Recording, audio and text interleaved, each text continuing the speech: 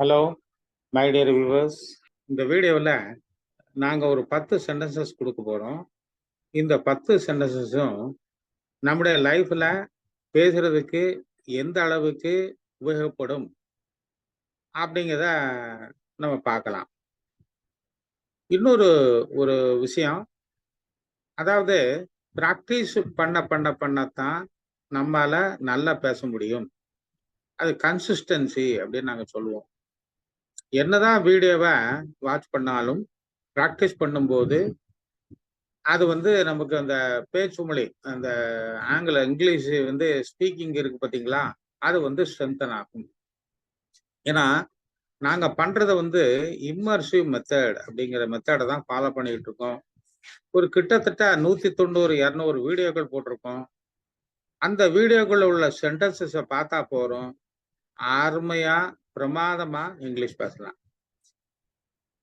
அப்படின்னு சொல்லிட்டு, இந்த வீடியோல ஒரு ஸ்பெஷல் ஃபீச்சர் என்ன அப்படின்னா, இந்த சோதனை ஆரம்பம் அப்படின்னு நான் சொல்ற அந்த சென்டென்ஸுடைய ஒரு இங்கிலீஷ் டிரான்ஸ்லேஷன் கடைசியில் இருக்கும். அதை பார்க்கலாம். இதுதான் இந்த வீடியோனுடைய ஒரு ஸ்பெஷல் ஃபீச்சர். இப்ப சென்டென்ஸ் 1 பார்க்க போறோம். மக்கள் ஆத்திரப்படுவது இயல்பு. இப்ப இந்த ஆத்திரம் அப்படின்னு வரும்போது ஆங்கர், ஃபியூரி, இப்படி இந்த மாதிரி வார்த்தைகள்லாம் நம்மளோட மைண்டுக்கு வர்றது ரொம்ப இயல்பு தான். ஆனா நமக்கு சாதாரணமா என்ன வரணும் அப்படிங்கிறது தான் இங்க முக்கியம். இந்த வார்த்தைக்கு ஆத்திரப்படுவதுங்கிறதுக்கு ஒரு அப்ராப்ரியேட் வேர்டு வரணும் அப்படிங்கிறது. இப்ப நம்ம டிரான்ஸ்லேஷனை பார்த்தா, ஓ இவ்வளவு விஷயம் இருக்காதுல அப்படின்னு தெரியும். இப்ப பார்க்க போறோம் அந்த சென்டென்ஸை. It is a human nature to turn resentful.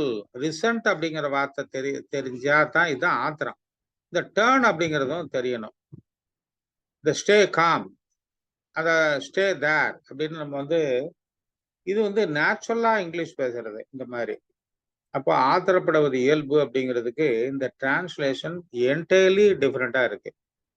இது நம்பர் 1. நம்பர் 2 பார்க்க போறோம். இந்த சென்டென்ஸ்ல சைக்கிள் டயர் நமக்கு தெரியும். ஆனா புடைச்சிருக்கு அப்படிங்கிற வார்த்தைக்கு என்ன சொல்லலாம் அப்படிங்கிறது தான். இங்க இந்த பல்ச் அப்படிங்கிற வார்த்தை தெரிஞ்சாதான் இந்த சென்டென்சஸ ஸ்ட்ரக்சரை நம்ம உருவாக்க முடியும். இந்த பாருங்க, the tire of your cycle டயர்ல the tire of your cycle has bulged. இது ஒரு present perfect tense. சரி, இப்போ சென்டென்ஸ் 3, என் பங்கை சாப்பிடாதே. பங்கு அப்படின்னு சொல்லும்போது ஷேர் அப்படின்னு வந்துடும்.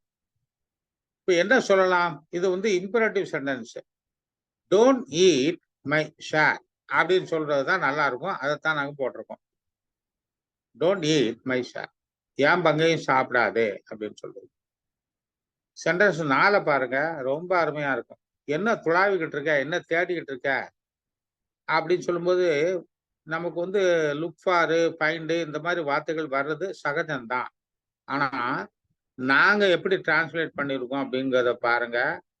இங்கிலீஷ்காரங்க பேசுற மாதிரி இது டபுள் கொஸ்டின் கேட்கறதே. இது ரொம்ப advanced structure. What is it that you are ransacking? இந்த ரான்சாக்கிங் அப்படிங்கிற ஒரு வார்த்தையை பயன்படுத்தும் போதுதான் இந்த சென்டென்ஸுங்க அழகா இருக்கு. மேல இந்த ரான்சாக்கிங் கண்டக்டர் தன்னுடைய பையில காசை தேடுவாரு. நம்ம பீரோக்குள்ள இருந்து தேடுவோம். அப்புறம் டேபிள்ல டிராயர்ல இருந்து தேடுவோம். இந்த மாதிரி இடங்கள்ல ரான்சாக்கிங் பயன்படுத்தலாம். இது போக நம்ம சினிமா படங்கள்ல நிறைய நம்ம போய், அதாவது சினிமா படங்கள்ல வில்லங்க போய் அடிச்சு நொறுக்குவாங்க. அதுவும் ரான்சாக்கிங் தான். ஆனா இந்த இடத்துல துளாவிக்கிட்டு இருக்க அப்படின்னு ஒரு அர்த்தம். சென்டென்ஸ் 5 பாருங்க, அருமையா இருக்கும். நீ வேர்வையில் நனைஞ்சிருக்க. என்னடா செய்யலாம்? வேர்வைக்கு நமக்கு ஸ்வெட் அப்படின்னு தெரியும். நனைஞ்சிருக்க அப்படிங்கிறதுக்கு என்னடா, வெட்டு சொல்லலாமா, ட்ரென்ச் சொல்லலாமா? இப்ப இந்த ஒரு டயலமா. ஆனா வெட்டு ரொம்ப நல்லா இருக்கும். You are wet with sweat. பிரமாதமா இருக்கும். இந்த மாதிரி ஒரு டிரான்ஸ்லேஷன் நேச்சுரலாகவும் இருக்கும். அடுத்த ஒரு சென்டென்ஸை பார்க்கலாம். கலக்கு ஒரே வார்த்தை தான். ஆனா கரெக்டான ஒரு டிரான்ஸ்லேஷன் கிடைக்குமா? கிடைக்க போகுது பாருங்க. Keep rocking. இந்த ராக் அப்படிங்கிறது பாறை அப்படின்னு தெரியும். தாலாட்டுக்கும் இதுதான் இங்கிலீஷ். கலக்குக்கும் இதுதான் இங்கிலீஷ். Keep rocking. சென்டென்ஸ் 7. அவள் இடுப்பில் குழந்தையை வைத்திருக்கிறாள். இந்த இடுப்பு அப்படிங்கிறது ஹிப்னு தெரியும். WAIST வெயிஸ்ட்னு தெரியும். இந்த குழந்தைக்கு இங்கிலீஷ் வந்து பேபி அப்படின்னு தெரியும். பட் இங்கிலீஷ்காரங்க பொதுவாகவே குழந்தைய கையில தான் எடுத்துக்கிட்டு போறாங்க. அதை அடிப்படையா வச்சு பார்த்தா இந்த டிரான்ஸ்லேஷன் வந்து எப்படி போகுது பாருங்க. சென்டென்ஸ் பார்த்தா she has a baby in her arms. இந்த மாதிரி டிரான்ஸ்லேஷன் பண்ணா ரொம்ப நல்லா இருக்கும். அப்புறம் சென்டென்ஸ் 8. சும்மா கொடுப்பது ஒரு வியாபார தந்திரம். இதுல கிராட்டிஸ் அப்படிங்கிற ஒரே வார்த்தையில கூட சொல்லலாம். ஆனா இந்த டிரான்ஸ்லேஷன் ரொம்ப ஒரு நல்ல ஒரு ஒண்டர்ஃபுல்லா இருக்கும் பாருங்க. இந்த டிரான்ஸ்லேஷன் பார்க்கும்போது தான் நமக்கு தெரியும்.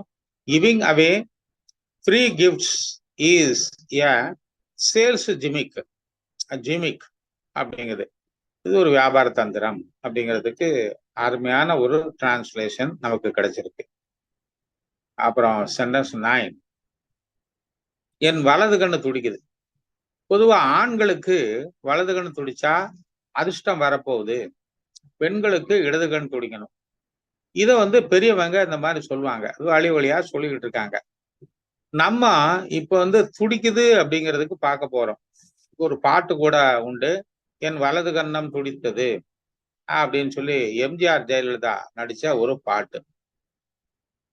அதான் எனக்கு ஞாபகத்துக்கு வருது. அந்த துடிக்குது அப்படிங்கிறதுக்கு twitching. My right I is twitching.